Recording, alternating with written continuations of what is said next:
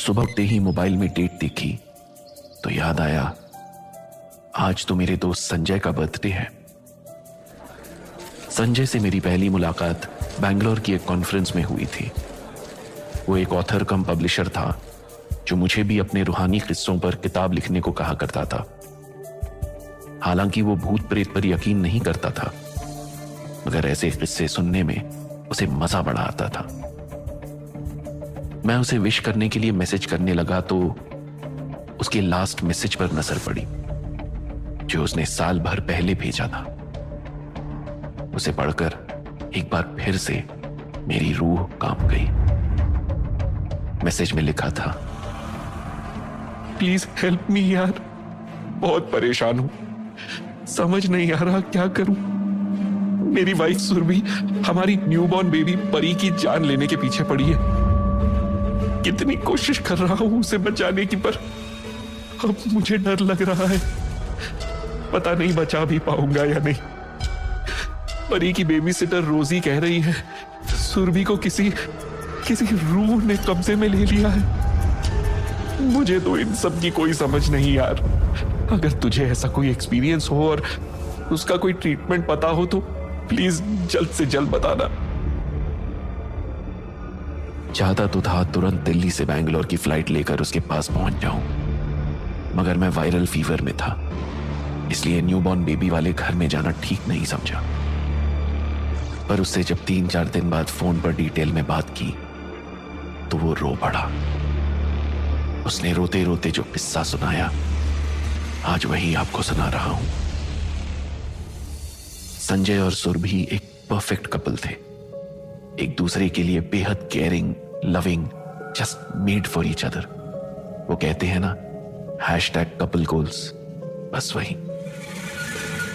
शादी के 2 साल बाद दोनों ने एक प्यारी सी क्यूट सी बेटी के लिए मन्नत मांगी थी जो जल्द ही पूरी भी हो गई। सब कुछ कितना अच्छा था, एकदम परफेक्ट। तभी शायद उनकी खुशहाल जिंदगी को किसी की बुरी नजर लग गई। सुरभि को अपनी बेटी को जन्म दिए 2 दिन हुए थे। सुरभि की पसंद से उसका नाम परी रखा गया। उस दिन डिस्चार्ज मिलने वाला था, इसलिए संजय सुबह सुबह कुछ अरेंजमेंट्स करने घर गया और जब वापस लौटा तो देखकर हैरान रह गया कि परी रूम में कहीं नहीं थी, जबकि सुरभि आराम से बिस्तर पर बैठी हुई कुछ गुनगुनाते हुए आंखें चौड़ी कर उसे बड़ी अजीब तरीके से घूर रही थी। उसका गोल चेहरा बालों से ढका था, होंठों पर बड़ी स्ट्रेंज सी स्माइल थी, आंखों से हैवानियत टपक रही थी। लग रहा था जैसे वो सुरभि नहीं कोई और है। जैसे ही संजय ने उससे परी के बारे में पूछा तो वो बड़े खौफनाक अंदाज में जोर से गुनगुनाने लगी, Find her if you can, find her if you can। उसका ये भयानक रूप देखकर संजय पूरी तरह डर गया। उसे यूं डरा देख सुरभि खिलखिलाकर हंस पड़ी, जैसे यही उसका मकसद था। पहले पहल संजय को लगा शायद सुरभि कोई मजाक कर रही है, मगर इतना भद्दा मजाक कोई कैसे कर सकता है, वो भी एक मां। For God's sake सुरभि, ये नॉनसेंस बंद करो, हमारी बेटी कहां है? संजय उस पर चिल्ला पड़ा, मगर वो अभी भी हंस रही थी गाते हुए, Find her if you can। Sanjay पूरी तरह डर गया। उसे लगा सुरभि को शायद कोई मेंटल ट्रॉमा हुआ है, लेकिन अभी उसे 2 दिन की नन्ही सी जान परी की चिंता सता रही थी। वो हॉस्पिटल स्टाफ की हेल्प लेकर उसे ढूंढने चल दिया। हॉस्पिटल में परी कहीं नहीं थी।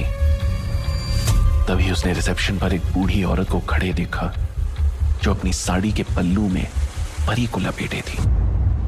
उस वक्त परी के तन पर कोई दूसरा कपड़ा नहीं था।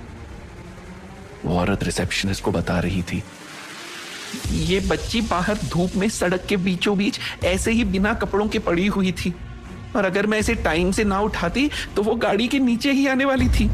वो तो रिस्ट बैंड पर लिखी इंफॉर्मेशन से पता चला कि ये बच्ची इसी अस्पताल की है, इसीलिए मैं इसे यहां ले आई। संजय ने दौड़कर परी को गोद में ले लिया और उसे सीने से चिपकाकर फूट फूट कर रो पड़ा। उसे समझ नहीं आ रहा था कि सुहाग घर जाने से पहले तक सब कुछ ठीक था। सुरभि परी को बड़े प्यार से ब्रेस्ट फीड करा रही थी, उसके लिए लोरी गुनगुना रही थी। फिर अचानक उसमें ये हॉरिबल चेंजेस कहां से आए? 2 घंटों में ऐसा क्या हो गया? परी के सेफली मिल जाने के बाद संजय को अब सुरभि की चिंता होने लगी। उसने रिसेप्शन पर किसी सीनियर डॉक्टर को सुरभि के लिए भेजने को कहा और हॉस्पिटल रूम में आ गया। मगर अब वहां सुरभि नहीं थी, था तो बस परी का यहां वहां बिखरा सामान और कपड़े। Oh god, what the hell is this? Surabhi पागलों सा क्यों बिहेव कर रही है? कहीं किसी मेडिसिन का रिएक्शन तो नहीं हुआ? डॉक्टर से बात करके ही पता चलेगा। संजय सोच ही रहा था कि बाहर अस्पताल में चीख पुकार मची। बाहर वो सब हो रहा था जिसको संजय सपने में भी इमेजिन नहीं कर सकता था। सुरभि न्यूबॉर्न बेबीज के इंटेंसिव केयर वार्ड में जाकर उनको जान से मारने की कोशिश कर रही थी। तो मेडिकल स्टाफ ने उसको कस के पकड़ा हुआ था, तो वो जानवरों की तरह गुर्राते हुए कह रही थी, मेरा बच्चा नहीं बचा तो कोई नहीं बचेगा, ये सब मरेंगे। देखिए मिस्टर संजय, आपकी वाइफ को मेंटल हॉस्पिटल शिफ्ट करना पड़ेगा। ये अपनी सेंसेस में नहीं है। सीसीटीवी से पता चला है आपके बेबी को सड़क पर भी ये खुद ही छोड़कर आई थी। इनको जल्द से जल्द साइकाइट्रिक ट्रीटमेंट की जरूरत है। डॉक्टर से यह सब सुनकर संजय के डर से हाथ पैर कांपने लगे। चेहरा पसीने पसीने हो उठा। उसे कुछ समझ नहीं आ रहा था कि क्या करे। सुरभि संजय को घूरते हुए देख रही थी और फिर वैसे ही डरावनी स्माइल देते हुए धीमे धीमे बोल रही थी, Save her if you can. उसकी आंखें लाल अंगारों सी दहक रही थी, जिस्म पसीने से भीगा था, आवाज बदली हुई थी। उस वक्त डॉक्टर ने उसे नींद का इंजेक्शन दे दिया और बाद में संजय उसे डिस्चार्ज करवाकर किसी तरह कैब से घर ले आया। वो खुद को तसल्ली दे रहा था कि ये 1-2 दिन की बात है, फिर सब ठीक हो जाएगा। सुरभि को जल्द ही किसी साइकाइट्रिस्ट को दिखा देगा। हो सकता है कुछ हार्मोनल इंबैलेंस हुआ हो जो मेडिसिन से ठीक हो जाए। उसी दिन संजय ने अपनी हेल्प के लिए एक लंबी तगड़ी औरत रोजी घर पर रख ली, जो पहले किसी क्लब में बाउंसर हुआ करती थी। उसे सख्त हिदायत दी गई कि वो किसी भी हाल में परी को सुरभि के पास अकेला नहीं छोड़ेगी और सुरभि को वापस ऐसा पागलपन का दौरा पड़ा तो उसे संभाल लेगी। किसी तरह 2 दिन निकले। इन 2 दिनों में संजय ने हर मुमकिन कोशिश की सुरभि में आए स्ट्रेंज बदलाव को जानने समझने की। साइकाइट्रिस्ट से भी कंसल्ट किया, मगर उसके सामने सुरभि बिल्कुल नॉर्मल बिहेव करती। फिलहाल के लिए उसे कुछ माइंड रिलैक्सेशन की मेडिसिन देकर घर में ही अंडर ऑब्जर्वेशन रखा गया था। परी की सेफ्टी के लिए उसके साथ हर वक्त या तो रोजी रहती या संजय। सुरभि को ज्यादातर स्लीपिंग पिल्स पर रखा जाता। कल जब सुरभि थोड़े समय के लिए होश में थी तो उसे फिर वही दौरा पड़ा। वो परी को मारने के लिए ढूंढने लगी। वो नहीं मिली तो गुस्से में परी के सारे कपड़े, खिलौने, शीट्स जला डाले। उस वक्त रोजी परी को लेकर दूसरे कमरे में चली गई थी और अंदर से रूम लॉक कर लिया था, इसीलिए परी की जान बच गई। संजय सुरभि को प्यार से समझाने की कोशिश करता। ये हमारी बेटी है सुरभि, तुम क्या भूल गई? इसके लिए तुमने काल भैरव मंदिर वाले पेड़ पर मन्नत का धागा बांधा था। उसकी हर छोटी से छोटी चीज तुम खुद कितने प्यार से खरीद कर लाई थी, और ये नाम भी तो तुमने ही दिया है उसे। अब ऐसा क्या हो गया जो उस मासूम की जान के पीछे पड़ी हो? मगर सुरभि तो जैसे कुछ सुन ही नहीं रही थी। कभी पागलों की तरह हंसती, कभी बीमारों की तरह रोती। उसकी आंखें हर वक्त परी के लिए गुस्से से लाल रहती। तुम नहीं जानते संजय, वो बच्ची एक चुड़ैल है, वो हम सबको मार डालेगी, मगर इससे पहले मैं उसे मार डालूंगी। प्लीज उसे मारने में मेरी मदद करो। देखो हम फिर पहले की तरह खुशी खुशी रहेंगे। प्लीज संजय मेरी बात मान लो। सुरभि रो रो कर गिड़गिड़ा रही थी। संजय ने उसे किसी तरह पानी में मेडिसिन मिलाकर दी। तब कहीं जाकर वो शांति से सोई और सबकी जान में जान आई। रोजी कमरे से डरते डरते बाहर आई। साहब ji, I am telling you, इन मैडम पर किसी भूत प्रेत का साया है। मेरे घर के पास वाले मंदिर के पीछे एक बाबा रहते हैं। भूत प्रेतों से निपटना आता है उन्हें। आप मैडम को उनके पास लेकर जाओ, सब ठीक हो जाएगा। रोजी संजय को बता ही रही थी कि सुरभि अचानक से चीखते हुए बाहर आई। उसने रोजी को जोर से धक्का दे दिया। उसका सिर दीवार में जा लगा। सिर से पूरी तरह खून बहने लगा। वो सुरभि पर पलटवार करना चाहती थी, मगर पतली दुबली कमजोर सी सुरभि आज उस भारी भरकम बाउंसर पर भारी पड़ रही थी, जैसे कोई सुपर पावर आ गई थी उसके अंदर। उसने रोजी को एक हाथ से उठाकर दूर फेंक दिया। रोजी किसी तरह जान बचाकर वहां से भागी और फिर कभी नहीं लौटी। अगले दिन संजय ने रोजी को फोन किया तो पता चला कल रात रोजी की एक एक्सीडेंट में मौत हो गई। संजय अब हर वक्त सहमा सहमा रहता। यही डर लगा रहता कि परी को कुछ हो न जाए।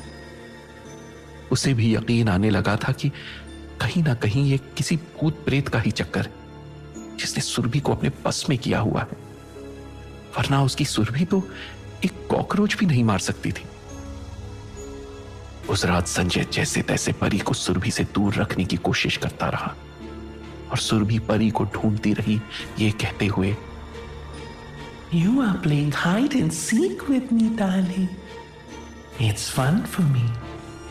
But when I will find you, I will kill you for sure. वो रात जैसे कयामत की रात थी। संजय पूरी रात परी को सुरभि से बचाता रहा। उस रात सुरभि पर किसी दवा का भी असर नहीं हो रहा था। जैसे तैसे वो सुबह 5 बजे सोई। तब संजय मौका देखकर परी को लेकर वहां से निकल गया। बड़ी पूछताछ करके वो रोजी के बताए हुए बाबा के पास पहुंचा। बाबा एक पुराने से लाल दीवारों वाले मंदिर के पीछे बने एक छोटे से कच्चे मकान में रहते थे, जिसकी दीवारें हवन के धुएं से काली पड़ चुकी थी। उनके घर से चंदन की अगरबत्ती की भीनी भीनी खुशबू आ रही थी। वे बेहद बूढ़े थे। तन पर एक पुराना सफेद जोगा था। लंबे सफेद बालों और दाढ़ी में चेहरा छिपा हुआ था, मगर जुगनू सी चमकती आंखों से संजय को ऐसे देख रहे थे जैसे उसे पहचानते हो। परी को देखकर उन्होंने उसके सिर पर हाथ रखा और हंसते हुए बोले, कल बड़ी भारी अमावस की रात थी, पर तूने इसे बचा ही लिया। बदहवास संजय बहुत कंफ्यूजन में था। ये सब क्या है बाबा? क्या आप हमें जानते हैं? बाबा ने कुछ देर आंखें बंद की और पूछा, इसके पैदा होने से पहले किसी पेड़ पर मन्नत का धागा बांधा था। संजय को याद आया, सुरभि ने किसी से सुनकर शहर के बाहर बने काल भैरव मंदिर के किनारे वाले पीपल के पेड़ पर बेटी की ख्वाहिश में मन्नत का धागा बांधा था। जानता है, उसी पेड़ पर एक मां की तड़पती प्यासी आत्मा रहती थी। वो और उसकी बेटी डिलीवरी के वक्त अच्छे मेडिकल ट्रीटमेंट की कमी से मर गए थे। परी वही बेटी है जो उसके साथ उसी पेड़ पर रहती थी, मगर तुम्हारी मन्नत के असर से तुम्हारी पत्नी के गर्भ में आ गई है। वो तड़पती मां हर हाल में अपनी बेटी वापस पाना चाहती है, इसीलिए सुरभि को काबू कर परी की जान लेना चाहती है, मगर अब ले नहीं पाएगी। बाबा ने परी के सिर पर हाथ रख आंख बंद की और कुछ मंत्र पढ़े। उस वक्त वहां हवा में अजीब सी कंपन हुई। संजय को लगा जैसे उसके आसपास कोई और भी खड़ा है, जिसकी सांसों की आवाजें उसे सुनाई दे रही थी। तभी उसने महसूस किया जैसे परी का वजन अचानक से बढ़ गया हो। परी जोर जोर से रोने लगी। संजय का रोम रोम डर से सिहर उठा। उसकी हार्ट बीट बढ़ गई। सिर पर अजीब सा भारीपन महसूस होने लगा। बाबा अभी भी मंत्र पढ़ रहे थे। परी के सिर पर रखा उनका हाथ पूरी तरह कांप रहा था। उसकी नीली नसें तनकर बाहर आ गई थी। लेकिन धीरे धीरे सब नॉर्मल हो गया। उगते सूरज के साथ बाबा ने आंखें खोली और सामने दरवाजे को ऐसे देखा जैसे कोई वहां से होकर गुजरा हो। जाओ, अब इसे कोई नुकसान नहीं पहुंचा पाएगा। यह सुनकर संजय की आंखों में खुशी के आंसू आ गए। दिल से भारी बोझ उतर गया था जैसे। परी भी चुपचाप सो गई थी। उसने बाबा को बार बार शुक्रिया कहा। अब मेरी वाइफ भी ठीक हो जाएगी ना बाबा? संजय बड़ी उम्मीदों से पूछ रहा था, मगर बाबा ने मुंह फेर लिया। भूल जाओ उसे, वो अब तुम्हें नहीं मिलेगी। कहीं नहीं, वो आत्माओं की दुनिया में जा चुकी है। वही उसकी किस्मत थी। नहीं, how could it be possible? Surabhi को कुछ नहीं हो सकता। संजय चिल्लाते हुए घर की ओर भागा, मगर घर में सुरभि नहीं थी। कहीं नहीं। उसी मन्नत वाले पेड़ से एक आवाज हवाओं में गूंज रही थी। Please save me if you can. मगर उस आवाज को सुनने वाला कोई न था।